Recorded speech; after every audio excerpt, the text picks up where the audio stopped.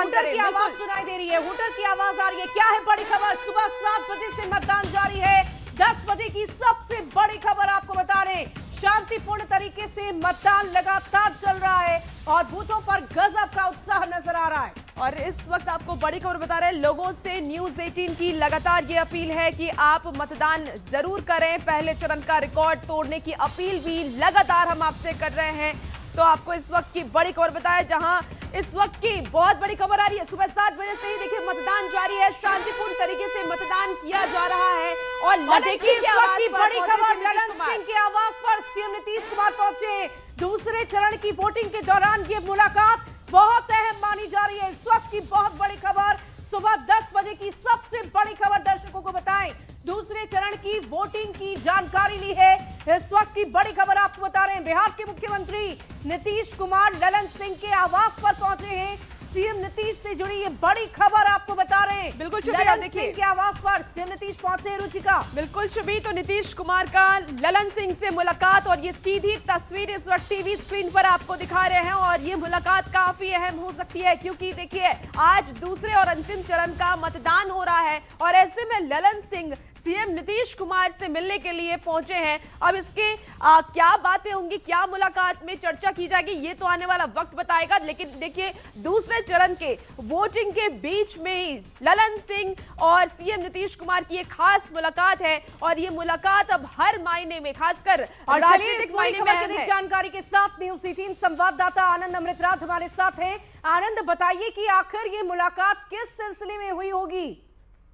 देखिए, निश्चित तौर पे आपसे कुछ देर पहले ललन सिंह जो केंद्रीय मंत्री भी हैं, उनके आवास पे मुख्यमंत्री नीतीश कुमार पहुंचे थे और इस वक्त दूसरे चरण का वोटिंग भी चल रहा है। जाहिर तौर पे जब वोटिंग के बीच में ललन सिंह जो पार्टी के वरिष्ठ नेता माने जाते हैं, उनके आवास पे मुख्यमंत्री का पहुंचना है और लगभग 15 से 20 मिनट के आसपास से मुख्यमंत्री उनके आवास पे रुके।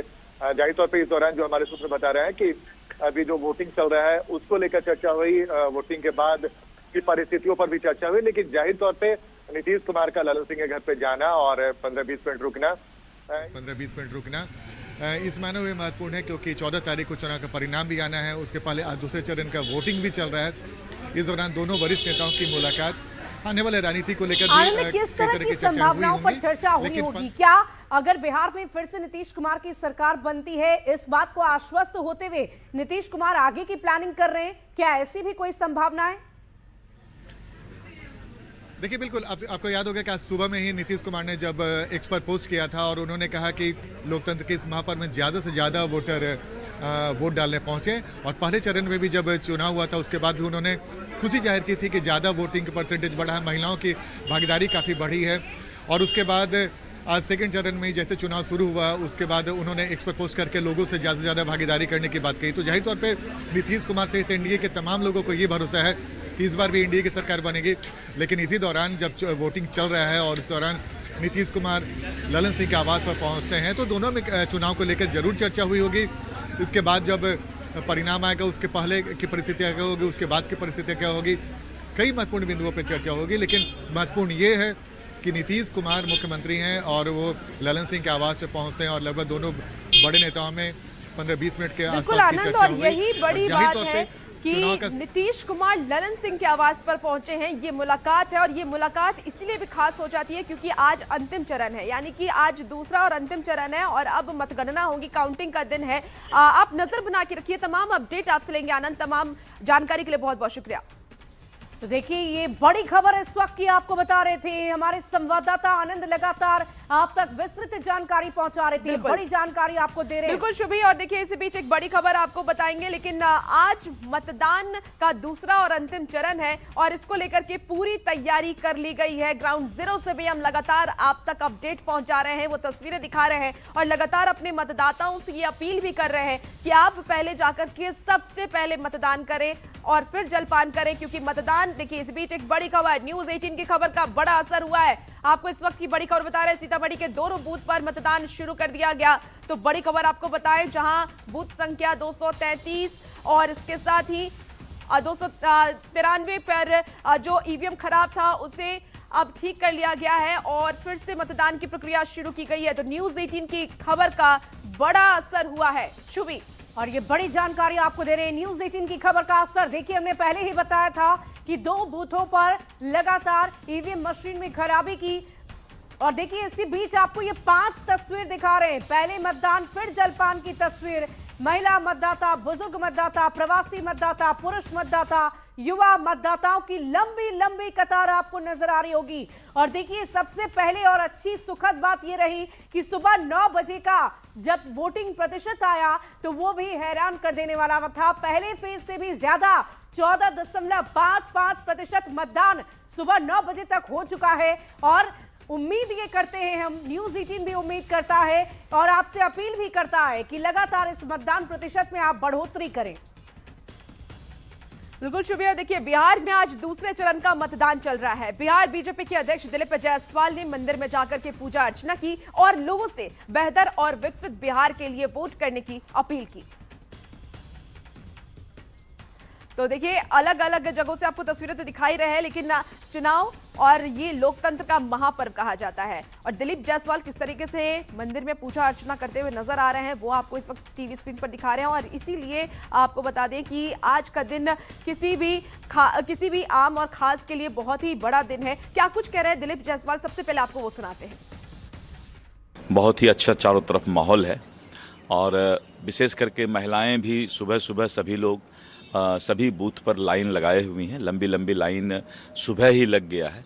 और जो हम लोगों ने अपील किया था कि एक एक मतदाता मतदान करे, तो ये देखने को मिल रहा है कि बिहार में लोग जो सरकार ने अच्छा काम किया है तो आज अपना मतदान सब दे रहे हैं। और मैं सभी मतदाता से अपील करूंगा कि आप अपना मतदान अवश्य करें, क्योंकि लोकतंत्र में, प्रजातंत्र में ये आपका सबसे बड़ा अधिकार है और आप सरकार चुनते हैं तो आप अपना मतदान अवश्य करें। और देखिए केंद्रीय कोयला एवं खान मंत्री राज्य मंत्री सतीश चंद्र दुबे ने भी बेतिया में मतदान किया है और मतदान को लेकर यह दावा किया है कि बिहार में फिर से एनडीए की सरकार बनने जा रही है। तो देखिए हम आपको लगातार आम से लेकर खास लोगों की तस्वीर भी आप तक पहुंचा रहे हैं, जिसमें आप देख रहे होंगे कि क्या आम क्या खास इस लोकतंत्र के महापर्व में बढ़ चढ़कर लोग हिस्सा ले रहे हैं और बहुत उत्साहपूर्वक हिस्सा लेते नजर आ रहे हैं। प्रतिशत जितना बढ़ता है समझिए एनडीए गठबंधन का वोट है। पिछले राउंड में जो हुआ था 6 नवंबर को, उसमें बहुत अच्छा संख्या में वोटर निकल के वोट दिया है। प्रतिशत वोट बहुत अच्छा बढ़ा था।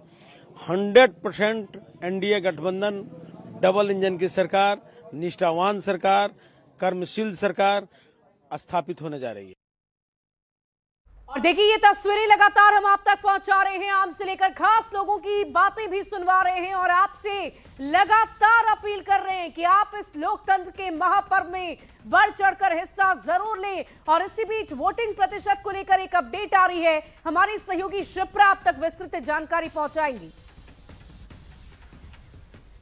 तो देखिए ये बड़ी खबर आपको इस वक्त की बता रहे हैं, वोटिंग प्रतिशत से जुड़ी हुई हम आपको खबर लगातार दिखा रहे थे, लेकिन इसी बीच ये जानकारी सामने आ रही है कि सुबह 9 बजे तक 14.55% रुचिका अब तक मतदान प्रतिशत रहा है। और यही अपने दर्शकों को बता रहे हैं क्योंकि इस बार का जो मतदान प्रतिशत है वो और भी ज्यादा बढ़ सकता है, ऐसी उम्मीद भी शुभी लगातार जताई जा रही है। और इसीलिए हम अपने दर्शकों से भी अपील कर रहे हैं कि आप अपने मताधिकार का इस्तेमाल जरूर करें, क्योंकि और ये आपका सिर्फ अधिकार नहीं, आपका दायित्व है। देखिए भागलपुर से कांग्रेस विधायक अजित शर्मा ने एनडीए नेताओं के दावे पर पलटवार किया है और जिसमें एनडीए की ओर से 160 सीट की जीतने का दावा किया। क्या कुछ कह रहे हैं, सुनाते हैं।